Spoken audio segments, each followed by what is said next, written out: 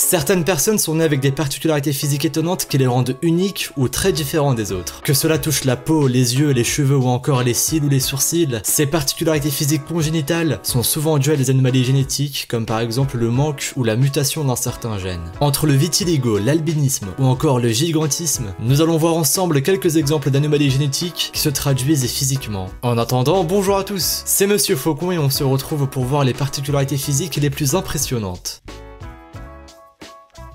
Juste avant, pensez à laisser un petit pouce bleu, à vous abonner à la chaîne et à activer les notifications en cliquant sur la petite cloche pour être au courant des sorties des prochaines vidéos. Numéro 1. On commence par une particularité physique que vous connaissez forcément car c'est celle dont vous entendez le plus parler, c'est l'albinisme. Une anomalie génétique qui apparaît avant la naissance et qui dure toute la vie. L'albinisme se caractérise par une difficulté à produire de la mélanine et du coup les personnes atteintes ont souvent la peau, les yeux et les cheveux très clairs. L'albinisme a été observé dans tous les groupes ethniques du monde et elle n'atteint donc pas seulement les personnes de couleur contrairement à ce que l'on pourrait croire. En plus d'une absence de pigmentation de la peau, des yeux et des cheveux bleus, les albinos ont souvent également d'autres problèmes de santé. Par exemple, ils peuvent être sujets à une hypersensibilité de la lumière du soleil, ou encore à des problèmes de vision ou auditifs. Dans certaines cultures, être albinos est assez mal vu. Par exemple, certaines tribus d'Afrique pensent que si l'on parvient à obtenir des parties du corps des albinos, on peut les utiliser en sorcellerie, et ce sont d'ailleurs des ingrédients très précieux. En effet, selon les légendes, elles pourraient apporter de la chance et de la prospérité. Malheureusement, il faut savoir que l'albinisme est héréditaire. Numéro 2. Il existe une autre forme d'albinisme appelée albinisme oculaire, qui comme son nom l'indique, touche uniquement les yeux. Cette maladie est génétique, elle est transmise par le chromosome X, donc uniquement par les femmes. En revanche, elle ne touche que les garçons. Quoi qu'il en soit, cette maladie est assez handicapante, puisqu'elle réduit les capacités visuelles de la personne qui en est atteinte. Le plus souvent, c'est la vision de près qui est altérée. La baisse de la vision peut aussi être accompagnée de nystagmus, un trouble qui touche le nerf optique et qui provoque des mouvements parasites de l'œil que la personne ne peut pas contrôler. Ou bien les personnes atteintes d'albinisme présentent une absence de pigmentation des yeux. Ceux-ci seront alors bleus très clairs ou gris. L'albinisme oculaire s'accompagne souvent d'un trouble de la vision, comme l'hypermétropie, la myopie ou le strabisme. Enfin, ces personnes sont aussi beaucoup plus sensibles que la moyenne à la lumière. On parle alors de photophobie. Lorsqu'ils se trouvent face à la lumière, les individus atteints doivent absolument porter des lunettes de soleil avec un très haut indice de protection, car le risque de cancer de la peau est bien plus élevé chez eux que chez les personnes qui n'ont pas d'albinisme oculaire. Numéro 3. L'albinisme n'est pas la seule anomalie génétique qui peut influer sur la couleur de la peau, des cheveux et des yeux. En effet, il est possible qu'un gène appelé MC1R, ou récepteur de la mélanocortine de type 1, subisse une mutation qui l'empêche de fabriquer les pigments de couleur brune. Dans ce cas, l'individu concerné aura les cheveux roux, des taches de rousseur et les yeux bleus. Ce phénomène a été observé chez des personnes d'origine africaine ou encore asiatique. Numéro 4. Il vous est peut-être déjà arrivé de croiser des personnes avec une seule mèche blanche au milieu des cheveux, que ce soit un adulte ou un enfant. Il est très probable que cette personne soit atteinte de piébaldisme, une anomalie génétique qui se caractérise par un nombre insuffisant de mélanocytes. Cette maladie existe dès la naissance et souvent la mèche blanche est située au niveau du front au milieu.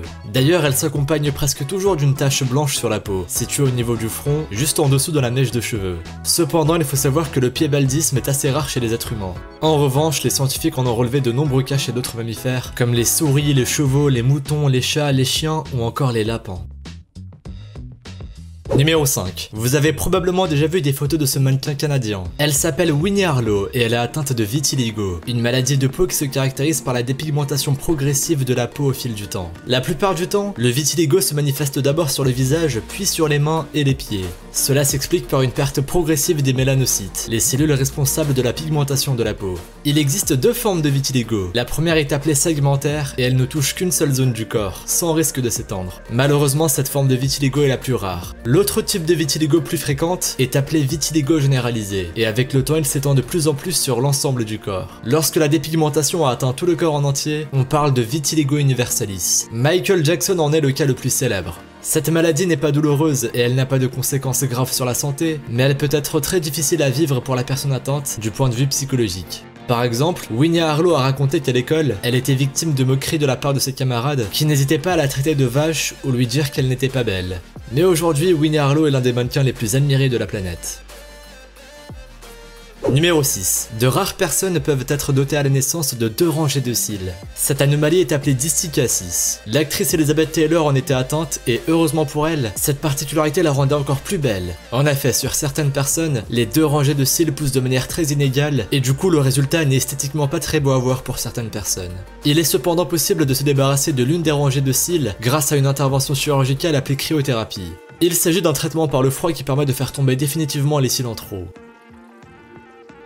Numéro 7. L'une des premières questions que se posent des parents lorsqu'ils apprennent qu'ils vont avoir des jumeaux est s'ils vont être capables de les différencier. Les parents d'Amelia et Jasmine Appleby, 2 petites anglaises, n'ont pas eu ce problème. Leurs 2 petites filles sont de vraies jumelles et pourtant elles sont totalement différentes physiquement. Et oui, Amelia est noire avec les yeux marrons et les cheveux noirs, tandis que Jasmine est blanche avec les yeux bleus et les cheveux plus clairs. C'est incroyable et pourtant vrai. Les 2 petites filles font partie de l'un des très rares cas jamais observés de jumeaux mixtes. Et au Royaume-Uni, elles sont sans doute les premières. Les statistiques indiquent que seulement une paire de jumeaux sur 1 million sont des jumeaux mixtes. Amelia et Jasmine peuvent se vanter de ne pas être comme les autres. D'après leurs parents, les gens ont du mal à croire que ce sont réellement de vraies jumelles. Et la plupart du temps, on les prend plutôt pour des demi-sœurs. Et pourtant, avant leur naissance, les docteurs avaient prévenu les parents qu'elles seraient des jumelles à 100% identiques puisque leurs gènes correspondent à 100%. Numéro 8. On continue avec le syndrome de Waardenburg, une maladie génétique et donc congénitale qui se traduit dans la plupart des cas par une déficience pigmentaire associée à la surdité d'une ou des 2 oreilles. Souvent, le syndrome de Waardenburg se traduit aussi par une dysmorphie faciale. Les personnes atteintes présentent des yeux beaucoup plus écartés que la moyenne. Aussi, ceux qui présentent le syndrome de Waardenburg peuvent aussi avoir des cheveux blancs prématurément. Numéro 9. Il peut aussi arriver que certaines personnes aient 2 yeux de différentes couleurs, par exemple un œil vert et un œil bleu, ou encore un œil brun et un œil gris. Cela vient de l'hétérochromie iridienne, une anomalie génétique qui entraîne une mauvaise répartition des pigments à l'intérieur de l'œil. Heureusement, cette anomalie n'altère pas la vision. La seule différence entre un individu atteint d'hétérochromie et un individu normal est donc la différence de couleur des yeux. Fascinant, non ? Numéro 10. Qui n'a pas rêvé d'être plus grand en taille? Certaines personnes peuvent naître avec une anomalie génétique appelée gigantisme, qui empêche l'arrêt de la croissance et peut entraîner de nombreuses maladies graves tout au long de la vie de la personne atteinte. Généralement, les personnes qui sont touchées par cette anomalie génétique ne vivent pas longtemps. Cependant, il existe bien quelques cas célèbres de personnes qui ont réussi à survivre malgré tout.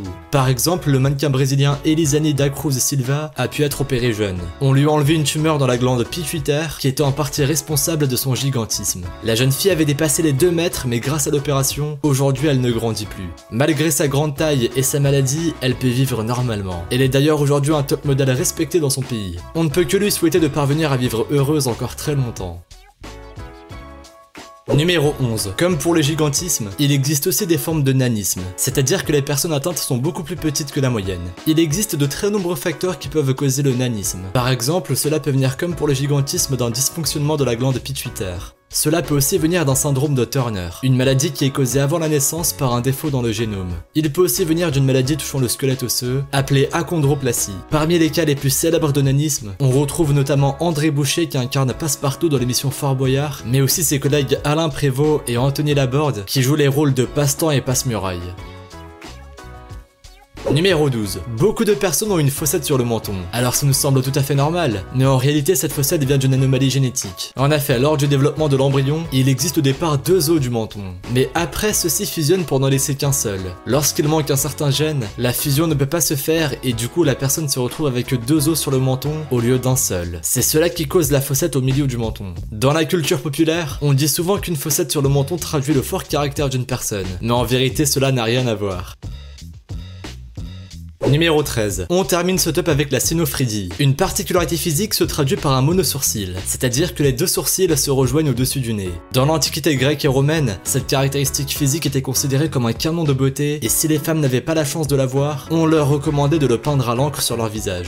Depuis, le monosourcil est passé de mode, mais il est en train de revenir au goût du jour, car il est aujourd'hui considéré comme l'un des symboles du féminisme. La peintre Frida Kahlo était très connue pour son monosourcil, et elle en a fait une marque de fabrique à travers tous ses autoportraits. Le monosourcil peut être causé par plusieurs maladies génétiques, comme par exemple le syndrome de Waardenburg ou le syndrome de Cornelia-de-Lange. Cependant, des études plus récentes ont démontré qu'il pouvait venir d'une mutation d'un seul gène, mais pour le moment, aucune hypothèse plus précise n'a été acceptée.